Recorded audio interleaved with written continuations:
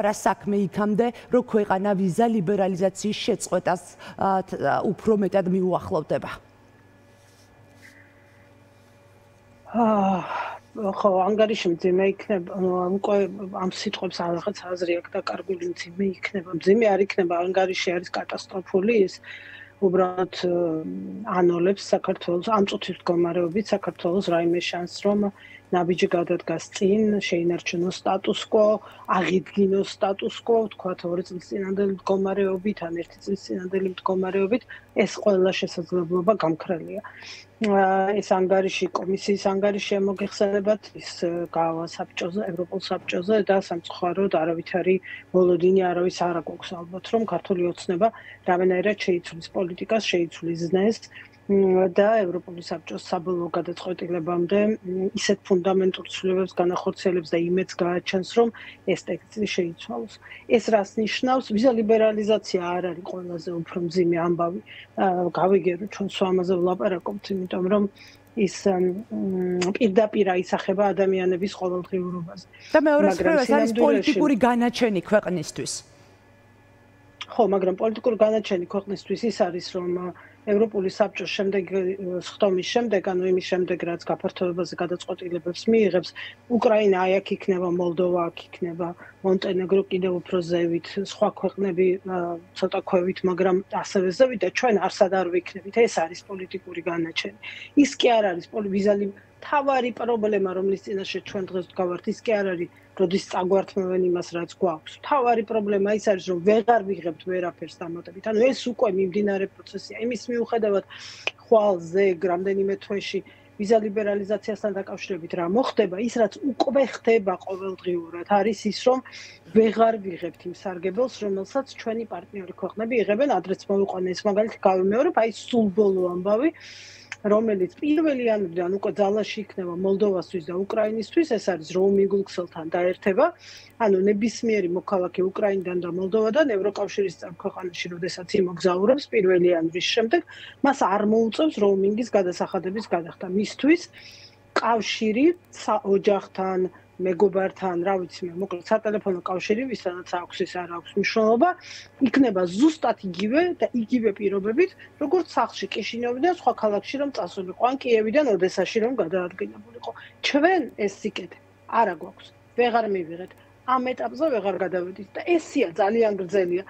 იმ მოვლენების ამბების შეთანხმებების, რომელიც ყოველდღიურად იქნება ხელმოწერილი იმ ქვეყნებთან, რომლებიც წინ წავიდნენ ამ გზაზე და დაწინაურებული არიან გაწევრიანებისთვის, იმიტომ რომ გაწევრიანება არის ბევრი პატარ-პატარა სარგებლების ჯამური შედეგი, ხომ?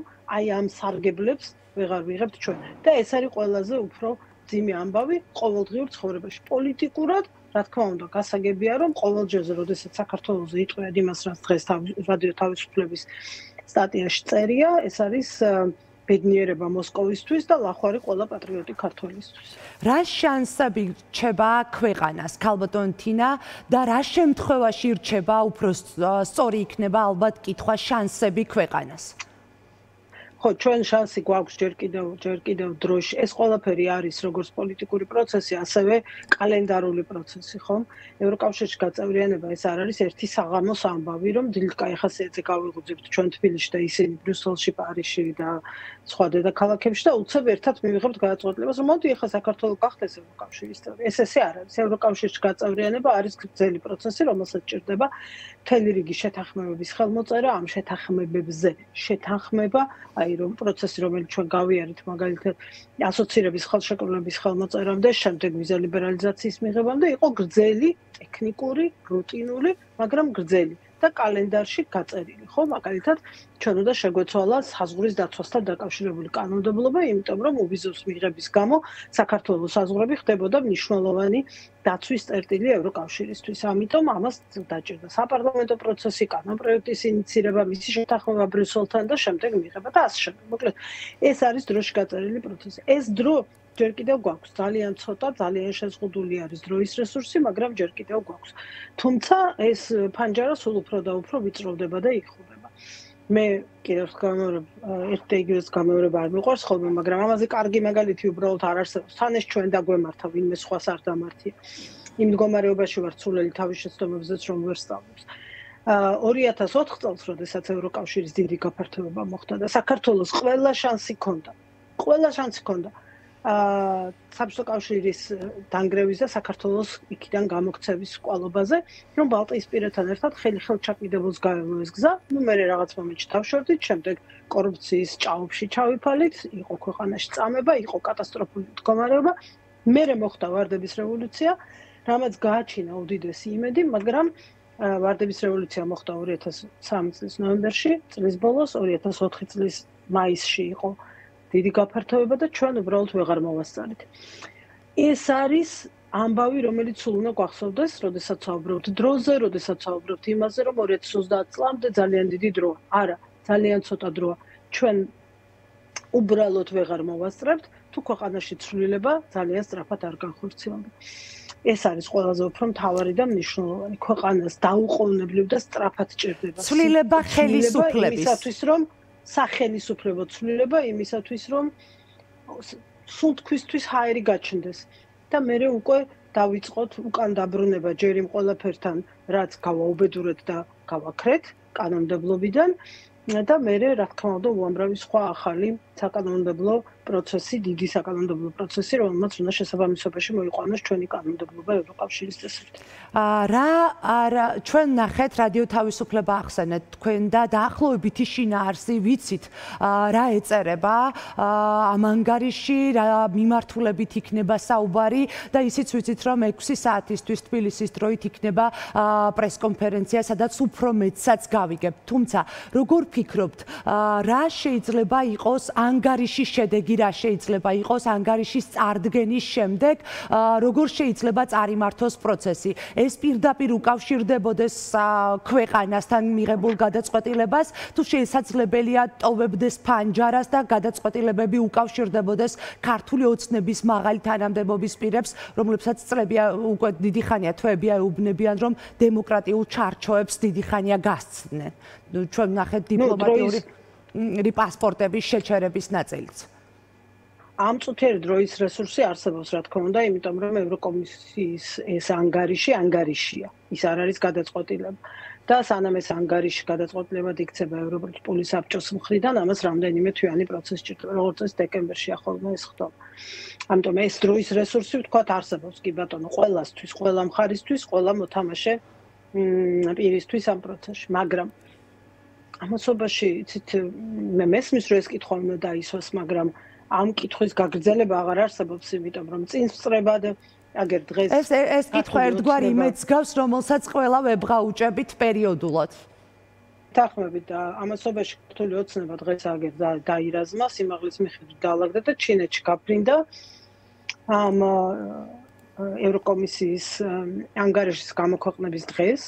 ეს არ არის შემთხვევითი, არაფერი არ ხდება შემთხვევით, რა თქმა უნდა.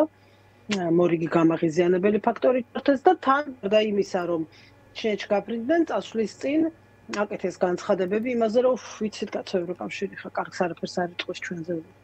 ისინი ხომ იკერძოებენ. იცით რა არის? რა ზიანიშნებს ეს ქალტონთინა? ეს ვიზიტი თუნდაც. თუ კი ის არ არის დამთხევა.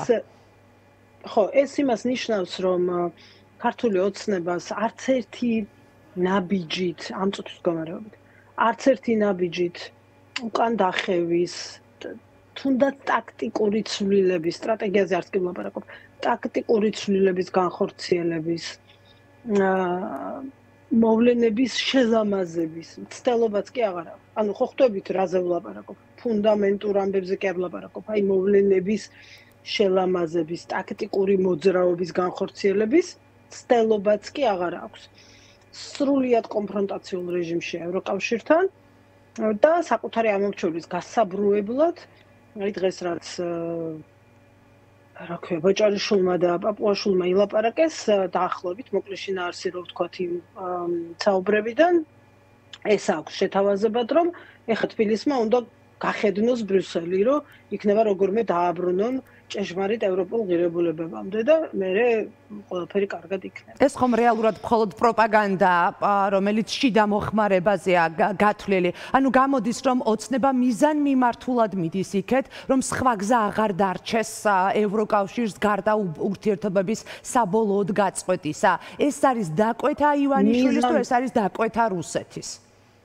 მიზანმიმართულად მუშაობს ოცნება იმისთვის, რომ შეინარჩუნოს ძალაუფლება. ეს არის ამოსავალი მთავარი. მათ დაიჯერეს საკუთარი თავი დააჯერეს, თავისი ამორჩეველი დააჯერეს და საკუთარ პროპაგანდისტულ მანქანას ამუშავებენ იმაზე, რომ იმისაც რომ ოცნებამ შეინარჩუნოს ძალაუფლება, ერთადერთი შანსი აქვთ, ეს არის ქვეყნის გადართვა დიქტატურაზე. შესაბამისად, მე უკვე სცენარი წინასწარ ცნობილია და გაწერილია. მადლობა. ამიტომ აქ არაფერი უცნაური არ არის. მადლობა. მადლობა თინა ხიდაშელს უსმენდით პირდაპირ ეთერში. ჩვენ ახლა რეკლამაზე